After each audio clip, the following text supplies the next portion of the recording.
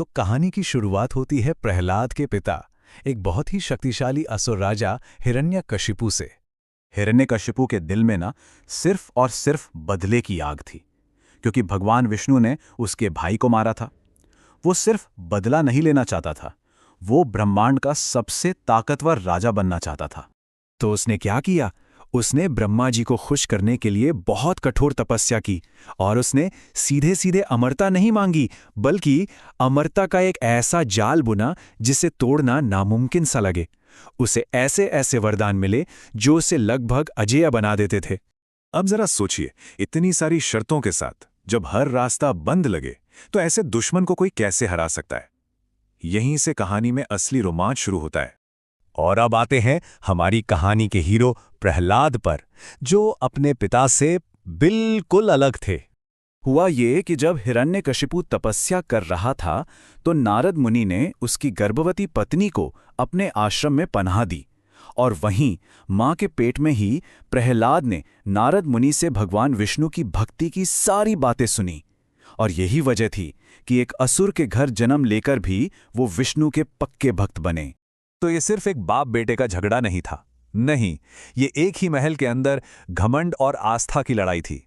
एक तरफ ताकत का गुरूर और दूसरी तरफ भक्ति का अटूट विश्वास। और जब हिरण्यकशिपु को अपने ही बेटे की इस विष्णु भक्ति का पता चला तो उसका गुस्सा 7वें आसमान पर पहुंच गया।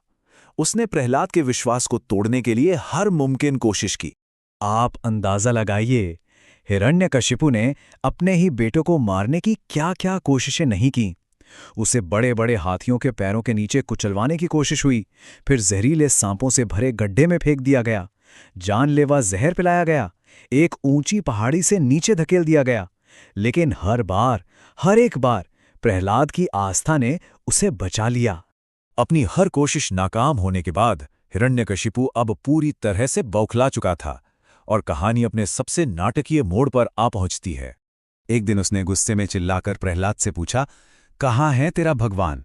क्या वो इस खंभे में भी है? और प्रहलाद ने बड़े ही शांत मन से जवाब दिया, हाँ पिताजी, वो तो कण कण में है, इस खंभे में भी है। बस ये सुनना था। हिरण्यकशिपु ने अपनी गदा उठाई और जोर से उस खंभे पर मार दी, और फिर खंभे के टूटने की उस जोरदार आवाज के साथ कुछ ऐसा हुआ जिसकी किसी ने कल्पना भी नहीं की थी।